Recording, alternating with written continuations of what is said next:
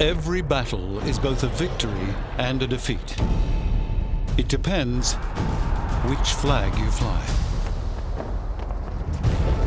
In every theatre of the Second World War, battles won and lost determined possession of territory, of resources, and of the strength to go on fighting. For some of the battles, it was the victory that most influenced the future course of the war. For others, it was the defeat. This is the story of the battles won and lost that decided the outcome of the greatest conflict in history.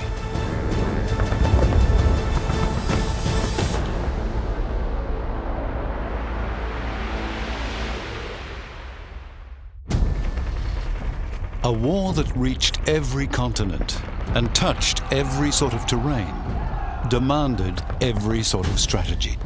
In this episode, we examine battles fought at sea and in the jungle, in city streets, in invasions from the air, and retreats from the land.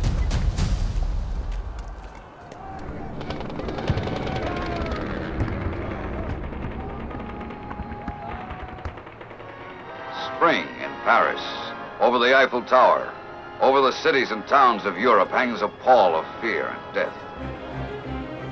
The German invasion of France could hardly have gone better for the Germans. The German Blitzkrieg against Western Europe opens on the 10th of May 1940, and within a fortnight, the British and French and Belgian armies are defeated. They're withdrawing to the Channel coast. It looks as if the Second World War in the West will be over literally within weeks. The Wehrmacht advance was remorseless.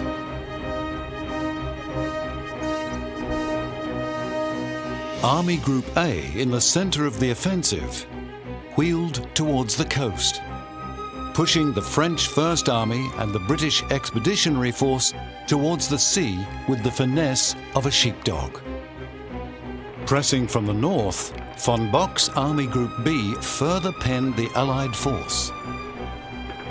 And soon, 3 German armies, von Kluge's 4th, von Kuchler's 18th, and von Reichenau's 6th, were moving in for what must have been the coup de grace. On the 4th of June, German troops entered the port of Dunkirk. But they did not defeat and imprison the hundreds of thousands of troops that they had penned there. And though there are solid reasons why they did not, what happened between May 23rd and June 4th must, albeit with hindsight, be classed as a German mistake with quite significant consequences. By the 23rd of May, the Belgian army had been isolated, and the British and First French forced against the sea.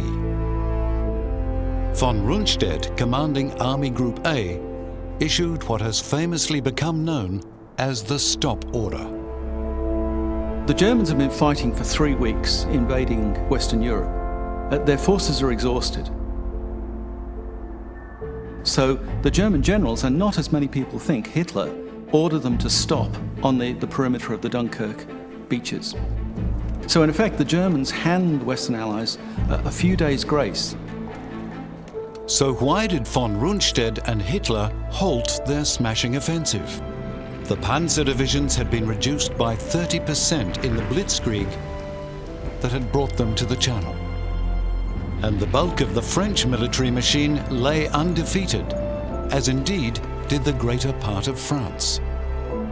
The Germans were concerned about the potential for an Allied counterattack. And they're fighting an army which basically won the First World War.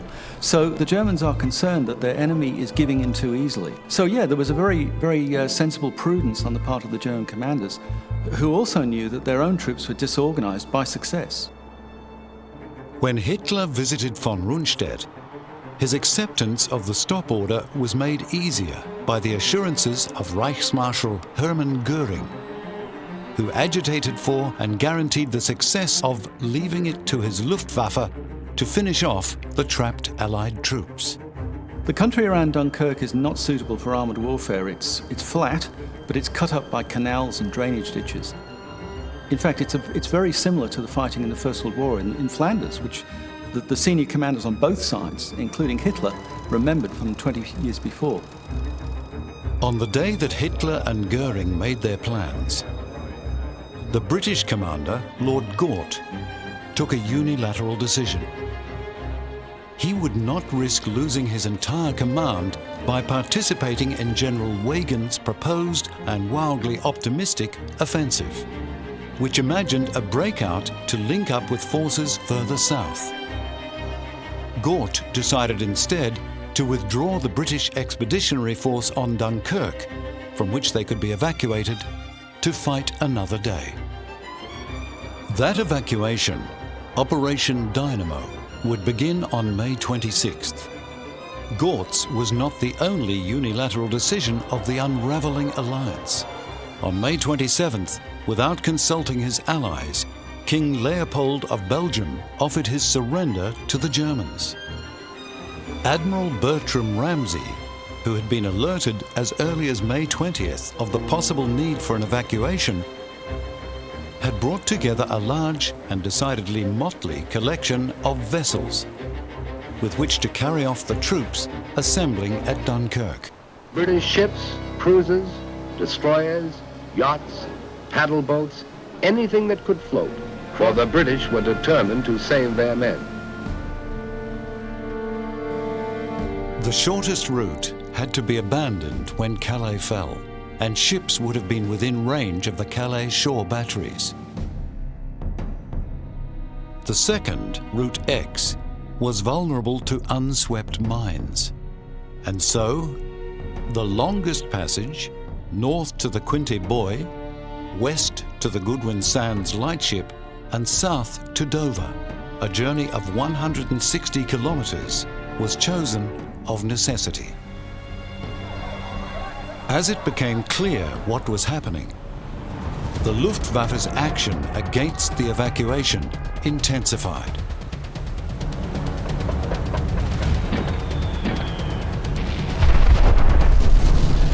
Which spread the panic to the civilian population. Men, women and children with bags, dragging little trucks. The children weren't talking or playing, all with vacant expressions, just looking straight ahead. The pullback on Dunkirk was not a rout. Beginning on the 26th, the forces conducted an orderly, phased withdrawal to a 25-kilometer perimeter, defining a pocket 10 to 12 kilometers deep. The BEF disabled its equipment, spiked and abandoned its guns, and fell back. Had it not been for this discipline, had there been panic, what happened at Dunkirk would not have been possible. There, the efficient evacuation was underway. 25,000 men had been taken off by the end of the second day of the operation. By May 31st, the day of the largest total taken off, the figure had risen to 68,014. The harbour full of sunken ships, and at the quayside I could see somebody running in front of me. I could see him running, and he was running, and I thought, oh, that ship's got smoke coming out of the funnel, so I ran like mad as well, and it was just pulling away from the quayside, and I managed to get aboard. I just jumped aboard. Thank God. The effectiveness of the Luftwaffe was restricted. The bombers could not operate at night. Visibility was limited by frequent mists, although calm seas favoured the evacuation fleet, and the Royal Air Force could sufficiently harass German aircraft to restrict their effect.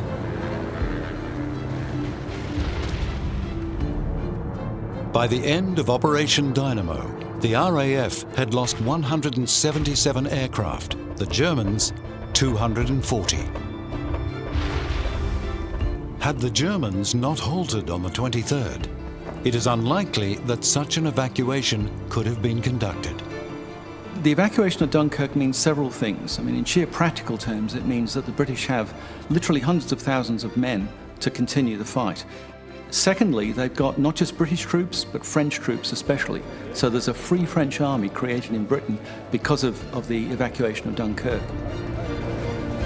Though the British troops had lost their equipment, they had boosted morale and the will to resist. Anyway, the BEF has come back, and whatever the disasters that have led to their return, we at home are mighty glad to have them here. And when, on their return, Churchill made his defiant "we shall fight on the beaches, we shall never surrender" speech, he spoke for the nation. It's an enormous psychological boost. I mean, we still talk about the Dunkirk spirit, because although it was a massive defeat, it was a psychological victory which the British drew on for the rest of the war.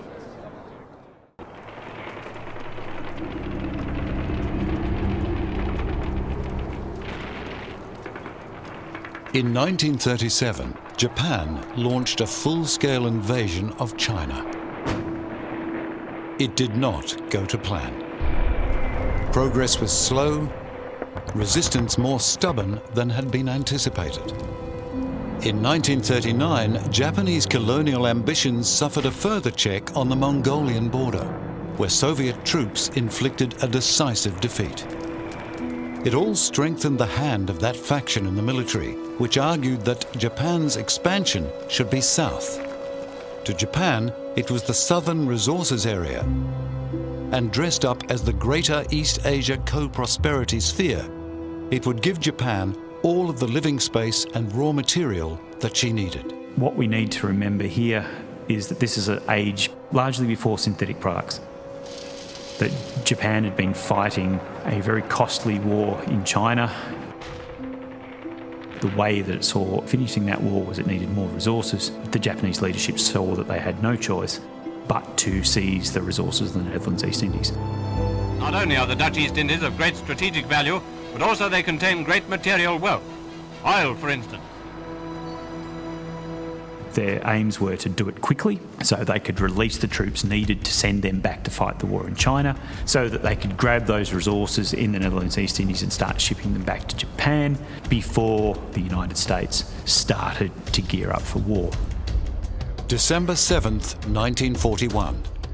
As Japanese aircraft were approaching Pearl Harbor, Japanese forces under General Tomoyuki Yamashita were already going ashore on the Malay Peninsula at Kota Baru. Some of their early successes were all about simultaneous operations across a broad swathe of Asia and the Pacific. So the British and American forces in the Asia Pacific, they were spread out trying to react to the Japanese. A lot of these places were very weakly garrisoned as well, so the Japanese were very quickly seizing them and then moving on, because part of their battle plans were that troops required for one operation were then moved relatively quickly on to the next. So they didn't have time to do that. At the end of 1941, hardly more than 3 weeks after the code words Tora, Tora, Tora had sent in the raid on Pearl Harbor, the Japanese were now poised for a full-scale invasion of Burma, the conquest of the Philippines, the assault on Singapore, and the defeat of the Dutch in the resource-rich Dutch East Indies. As Churchill said of the fall of France, how could it have happened so quickly? The reasons for victory can be seen in the campaign in Malaya. They were repeated through the co-prosperity sphere and were fundamental to Japan's early success.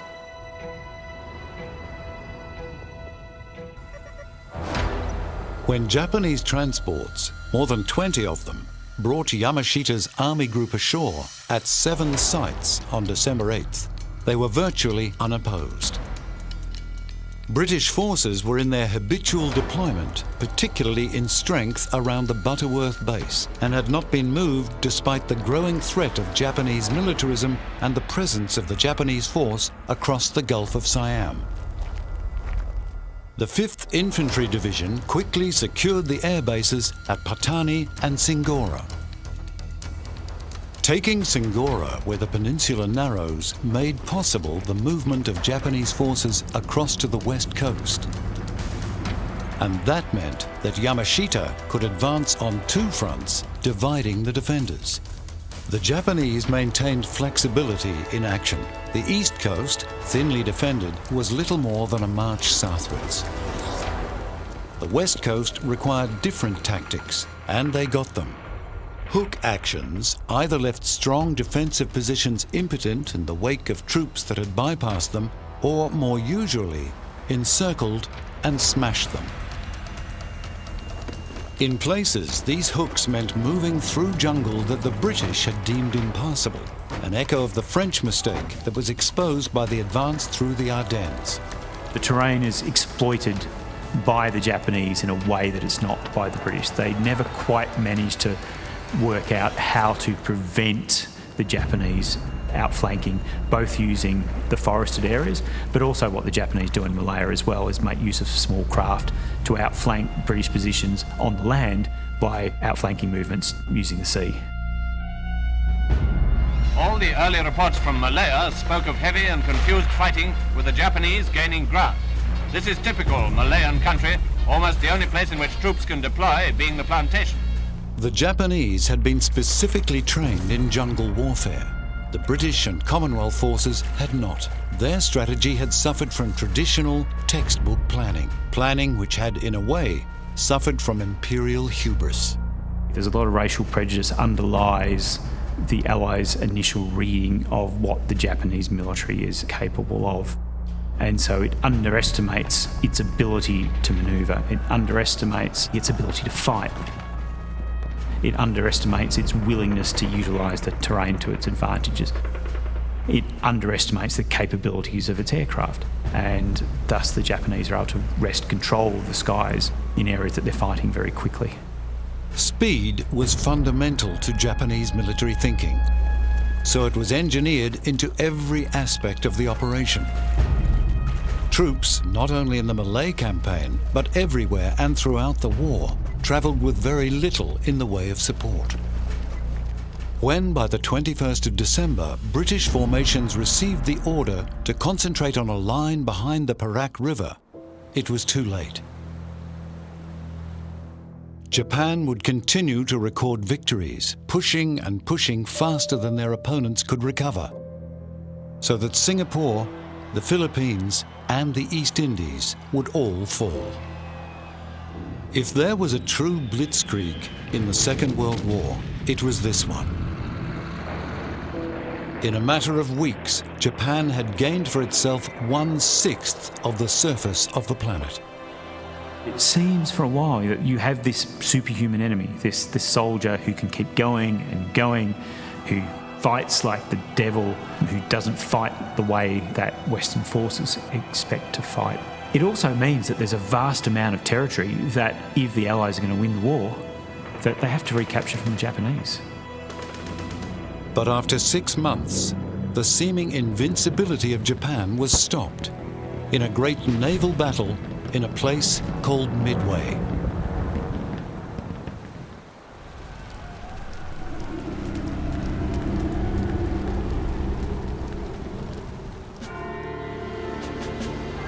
The United Kingdom's position as a great power, which she possessed at the start of the Second World War, was not a consequence of the wealth or weather or natural resources of the British Isles. It rested on her empire, a vast maritime empire, the greatest the world had known. And the integrity of that empire rested not on a large standing army, it depended on the Royal Navy. The Royal Navy, facing only Germany before the fall of France, was a dominant force and continued to have the strategic advantage of effectively sitting astride Germany's exits to the globe. It had 8 major groups located in the Atlantic at the time that the Germans could barely deploy 2 battle cruisers and a number of submarines. Before the war began, the German pocket battleship Admiral Graf Spee, sailed for the South Atlantic, and there she waited. Chief interest, of course, attaches to the famous pocket battleships, which are only 10,000 tons, but mount 6 11-inch guns and have a speed of 26 knots. Once war had started, the Graf Spee began her operations.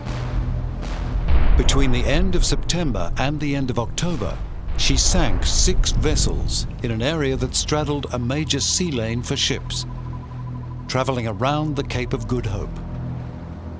Well, the Graf Spee was in the South Atlantic as part of a deliberate campaign to interrupt, to destroy the global shipping movements, to slow and interrupt the movement of resources to and from the United Kingdom.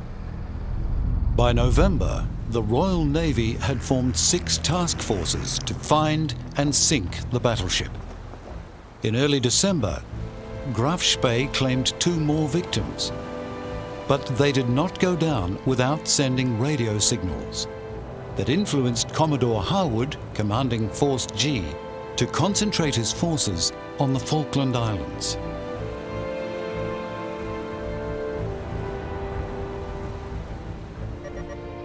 Captain Langsdorff, commanding Graf Spee, made 2 blunders. The first was that, spotting the smoke of 4 of Harwood's cruisers and mistaking them for destroyers on escort duty, he closed to the attack. What followed, history knows as the Battle of the River Plate. Captain Langsdorff of the Graf Spee, it was his duty not to engage British warships. It was his duty to preserve that ship undamaged.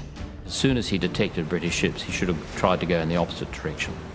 Langsdorff engaged Exeter and Ajax, Royal Navy, and Achilles, Royal Navy, New Zealand Division. As soon as he realized his mistake, he sped towards the enemy to prevent them from outpacing him. Graf Spee had diesel engines, the British vessels steam, which could not accelerate rapidly. Graf Spee engaged Exeter at 17,000 meters at 0618. She had turned northwest against the Germans' approach. Harwood actually split the cruisers, so they came at Langsdorff from 2 directions, which unnerved him a bit. Ajax and Achilles, turning together northeast, forced Langsdorff to spread his fire. After 2 minutes, Exeter was returning fire, but Graf Spee had far superior weaponry. In fact, it inflicted quite significant damage on the 3 British cruisers, which were undergunned compared to the 11-inch guns that he had. They had 8 and 6-inch guns. By 0630, Ajax and Achilles had closed to 12,000 meters, forcing the German gunners to divide their main armament. After nearly an hour, Admiral Graf Spee was finished, far from out of the fight, still sailing and seaworthy, but done for, because a shell from Exeter, herself badly damaged and soon to retire from the battle, had damaged the battleship's fuel plant. Graf Spee now had fuel for only 16 hours sailing, which meant she could not get home. Neither could the damage be repaired at sea. Langsdorff consulted the charts. He would head for the nearest neutral port, and that was Montevideo at the mouth of the River Plate. There she is, the Admiral Graf Spee, in Montevideo harbour, where she took refuge after the hammering she received from her small adversary. In Montevideo, Langsdorff released the 61 British merchant seamen he had taken on board as survivors of vessels he had sunk, and sought permission to remain in port long enough to make repairs. The British had only 1 further vessel close enough to blockade Graf Spee. But that's not what they broadcast. False intelligence painted a picture of Force H, a large British force including the aircraft carrier Ark Royal, assembling to finish the German the moment she sailed from port. Langsdorff committed his second blunder. He believed the false intelligence. He did have an idea that there were stronger forces waiting for him than were in fact the case. But it is true, given the damage he'd already had in the first action, that the Graf Spee, immediately leaving Montevideo, would have been forced into another action and would have received further damage, which would have left her, in my view, absolutely open to being hunted down and destroyed by the much more powerful forces that were concentrating on the River Plate at that time. On December 17th, facing limited choices, he sailed his ship into the estuary and ordered it scuttled. Tremendous explosions aft have wrecked the vessel, and there she lies, abandoned to the flames by captain and crew. Not to be sunk in open fight by the enemy, not to go down with her colours flying like the Rawalpindi, but to be blown up, abandoned, scuttled, in an act of defeatism which has rightly earned the contempt of all decent people. 2 days later, Hans Langsdorff shot himself.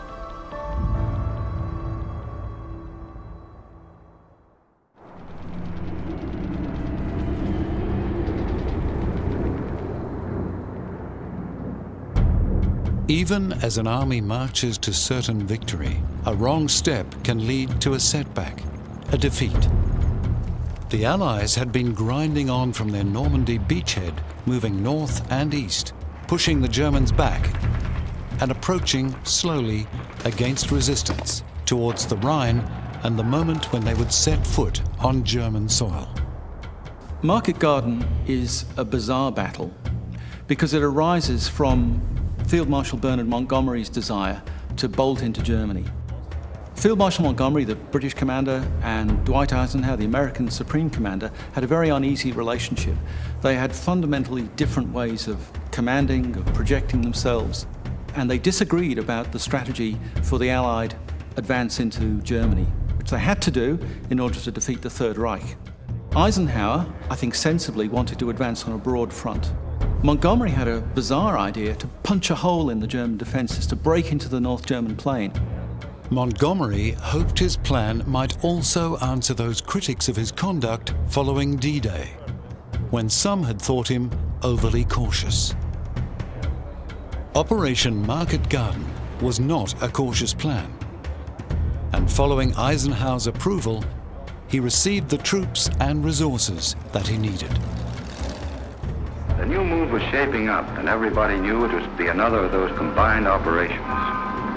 And it was going to be that knockout punch we'd all been sweating out. Market Garden's basically two operations. Market is the airborne operation, where they drop airborne troops beyond the bridges. Garden is the land advance to join up with those airborne forces. And it sounds like a sensible idea, except, as the phrase goes, it was a bridge too far.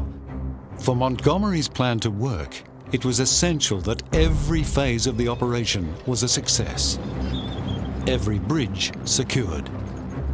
Douglas C-47 aircraft, Dakotas to the British, were the workhorses of the operation. They carried the first Allied airborne army, and they towed the gliders. About 2,000 aircraft of various types were involved. Troops dropped in by glider or chute were to grasp and secure the bridges. Following them would be the British 30th Corps under General Brian Horrocks. If Horrocks could bring his men up in time, if the airborne divisions could take and hold the bridges until 30th Corps got through, the German flank would be turned on the Rhine. If.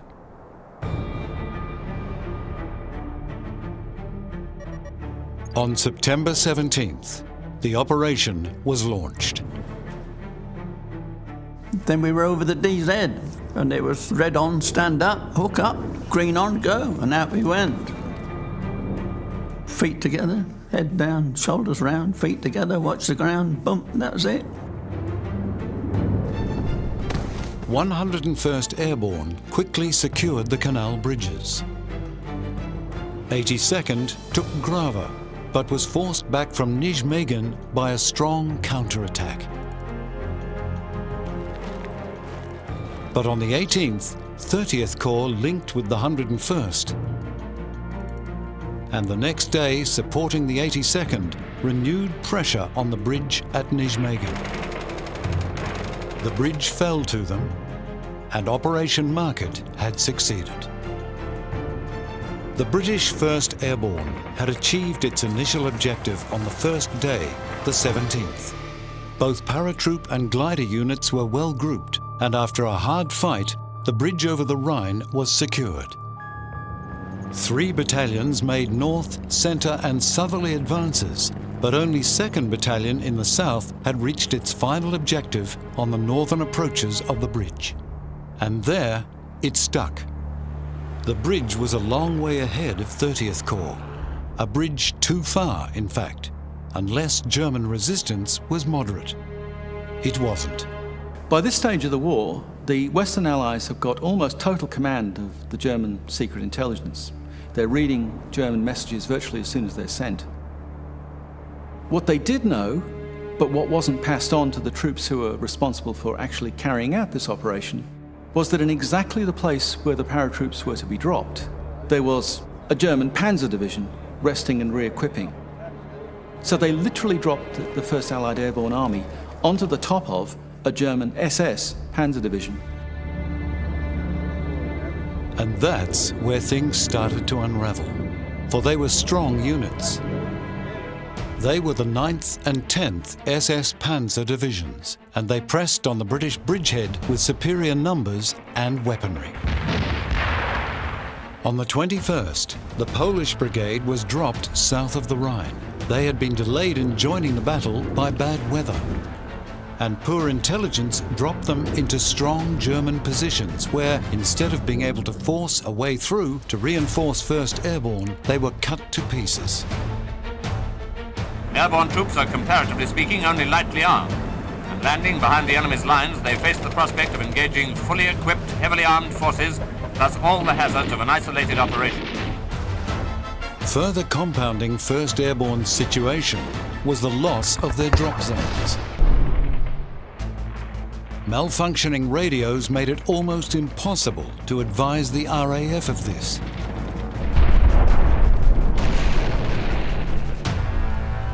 And consequently, vital resupply fell into the wrong hands. Of 390 tons of supplies dropped, only 31 tons were received by the British division. We went in there on Sunday and fought from there until Wednesday afternoon.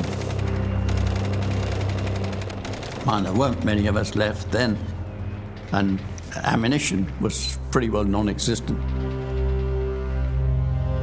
General Urquhart, commanding 1st Airborne, made the decision to pull his men to a defensible position to await relief by the overdue 30th Corps. This meant abandoning 2nd Battalion, which had reached the northern end of the bridge.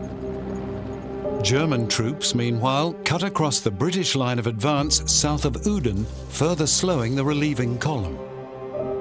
On the 26th, 9 days after the drop, 30th finally linked up with 1st Airborne, but it was too late to effect a battle that had been lost. Market Garden is an absurd Allied defeat at the very moment where the Allies are gloriously advancing through France and Belgium, liberating the country as they go. It should never have happened. The Allies are massively well equipped, they've got more weapons, more equipment, more intelligence than the Germans, but they fail to use it. Of 10,000 who had landed at Arnhem, 2,000 marched out with 30th Corps. Most of the rest saw out the remainder of the war as prisoners of the Germans. Market Garden certainly doesn't do Montgomery's reputation any good. Eisenhower already knows that he's a hard man to work with, and Market Garden puts the cap on it. It has another effect, of course, and that is that the Allies are not going to get to the Maas and certainly not get across the Rhine in 1944. And of course it means that Eisenhower's actually right, that you can't simply drive your column into North Germany and expect to win. You've got to advance on a broad front, and that's exactly what the Allies do in 1945, and that's what gets the Germans defeated in the West.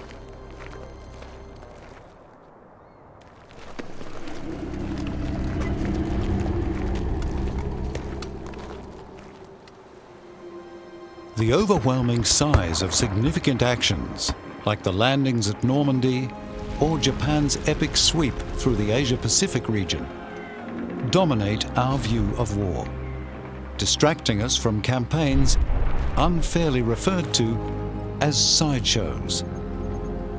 But some sideshows have real strategic significance, and all of them involve real fighting, real destruction, real death. In the wash-up from the First World War, Britain and France, then the possessors of the world's two great maritime empires, had divided the Middle East between them. With the fall of France, the collaborationist government was allowed to retain control of French colonies. So it was that opposing forces faced each other across the desert frontier. French standards, symbolic of the nation's honor, sailed for safekeeping in French African territory. France had carved out Lebanon and Syria, both guarding the eastern Mediterranean and Syrian astride routes into Iran, then Persia, a major source of vital oil. And neighbouring the British sphere of influence in Iraq, where rebellion against the British had only been curbed in May. On June 8th, a joint British, Commonwealth and Free French force moved into Lebanon and Syria with the expectation that the 45,000-strong Vichy French garrison would surrender and march over to the Allied cause. But it did not, and 6 weeks of fierce fighting ensued before the Vichy French lost the battle. And 6,000 were counted as casualties. The Vichy French resisted skillfully along all three of the Allied routes of advance. On the coastal sector, fierce fighting occurred at the Litani River on the 9th of June, and on the 12th of June, it was decided to transfer the bulk of the forces to the coastal advance, where good progress was being made by the 10th Indian Division and Free French forces. Much of the Vichy force comprised French colonial troops. The Vichy troops dug themselves in well at all points, often holding fire to point-blank range. But this only made our fellows all the more determined to finish off the job. When Australian James Heather Gordon charged a machine gun emplacement during the Battle of Jazim, an action for which he was awarded the Victoria Cross, he found that he had been fighting not Frenchmen, but Senegalese. The Allied advance stalled on Jebel Abu Atris, where a flanking move by Free French tanks was stopped by heavy shelling from Vichy artillery. And troops holding Quneitra on the other main road to Damascus reported the approach of a strong Vichy force from the north. 2 companies of Free French troops were sent to reinforce defensive positions across the road. By 0900 on the 15th of June, Indian troops were pushing forward into the hills and within an hour had captured Tel Kessoue. By 11:30, Free French Marines had secured the village of Montkelbey. In the second phase of the attack, Free French were fighting Vichy French. The very tragedy that General de Gaulle had wanted to avoid at Dakar. What a comment on the so-called honor of the Vichy leaders that they should have ordered their men to fight not only their former British allies, but even the Free French, their own countrymen. During the night of the 15th of June, Indian troops took R2s on the Quneitra to Damascus road, cutting the communications of the Vichy force advancing on Quneitra. But their approach was too slow. On the afternoon of the 16th of June, the Allies at Quneitra, outnumbered 3-1 and facing tanks against which they had no effective counter, surrendered. But by the 18th of June, the situation had been restored. Allied focus switched to Damascus, which fell on the 21st of June. On that day, a mixed force of British troops, including those of the Arab Legion, entered Syria from Iraq and advanced on Palmyra, which was attacked on the 25th of June. The Vichy forces held out for 9 days before surrendering. Finally, the entry into Damascus. You could hardly say the population looked gloomy about our arrival, could you? After the capture of Damascus, the drive on Beirut, chiefly the Australian 7th Division, became the main Allied focus. On the 10th of July, the Australians were within 10 kilometres of Beirut. The British 4th Cavalry Brigade was closing on Homs, and the 10th Indian Division was advancing into northern Syria. Of course, the importance of our occupation of Syria hardly needs stressing. Success in Syria justifies us in chalking one more mark against Hitler. The Vichy French commander, General Henry Dentz, sought an armistice. He had lost the battle, and his command of 38,000 surviving troops was given the option to be returned to Vichy France or to join the Free French forces. Less than 6,000 elected to join the Free French. That mattered less than the control that Britain now had in the Middle East. The Eastern Mediterranean, the Suez Canal, and the Arab oil fields were all more defensible because of the sideshow in Syria.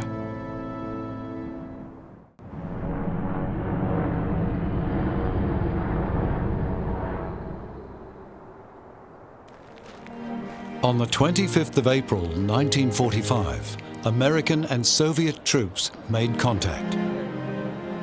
The link-up between the Americans and the Russians at the River Elbe near Torgau marked the climax of the two great advances into the heart of Germany from west and east. It was colossal news. On the same day, the Red Army completed its encirclement of Berlin. Berlin, at the same time, became a fortress city. That was the special concept, meaning that the city was to be defended at all costs, to the last cartridge, to the last bullet, the last man. Defensive preparations were made in depth, but resources were far from elite.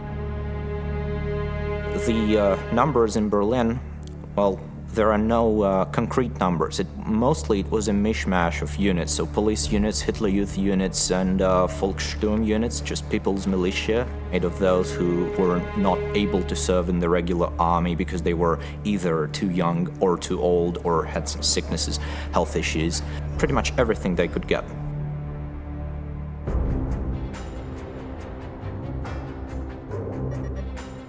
The 12th Army, west of the city, comprised 12 divisions that were a grab bag of raw recruits. Von Manteuffel's 3rd Panzer Army, north of the city, comprised 9 divisions, none of which was Panzer. The total deployed in defense of the capital was some 50 in different divisions. Coming towards them were almost 200 divisions of the Red Army.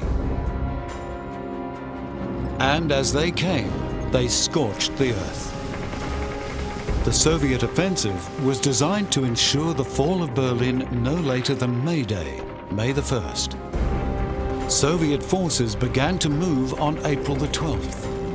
Air raids continued to pummel the city.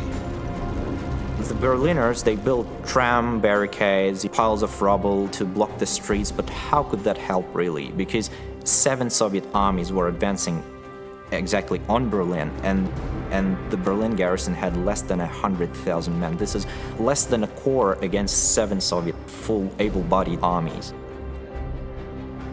So their situation was dire, to say the least.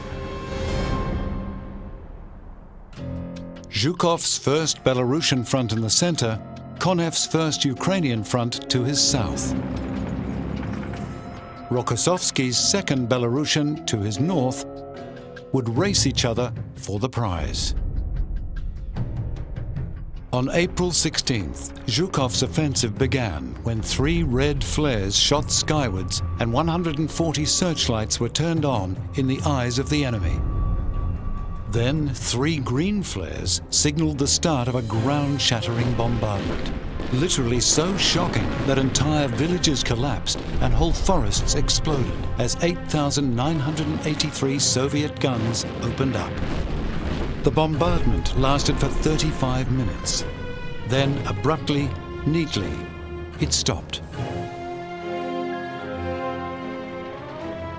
and the Red Army moved forward. More than 6 million men and women with one thing in mind. Zhukov, advancing from his bridgehead on the Oder, was aiming for the heart of the city.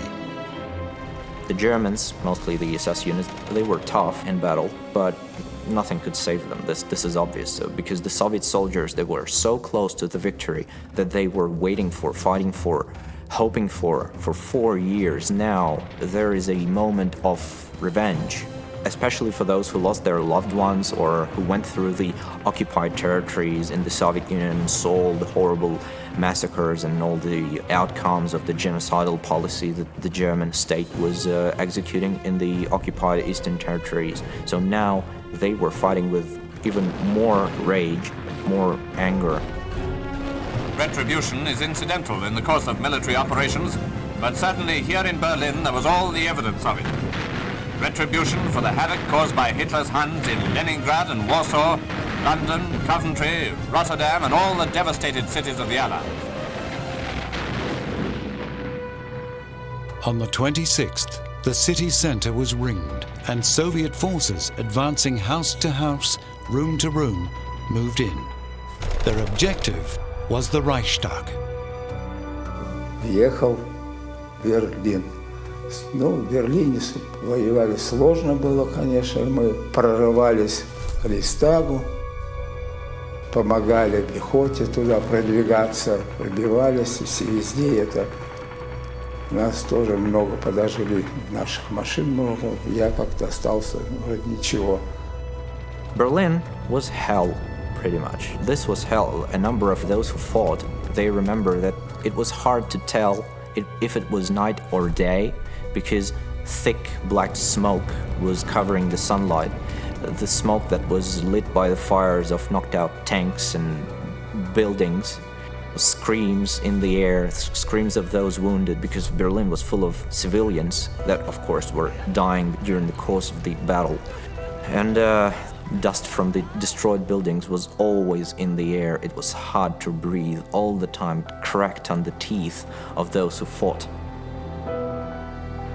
On April 30th, after first successfully testing the poison on his beloved dog Blondie, Hitler and his new bride bit down on cyanide capsules, at which point Hitler, to be certain, shot himself in the temple.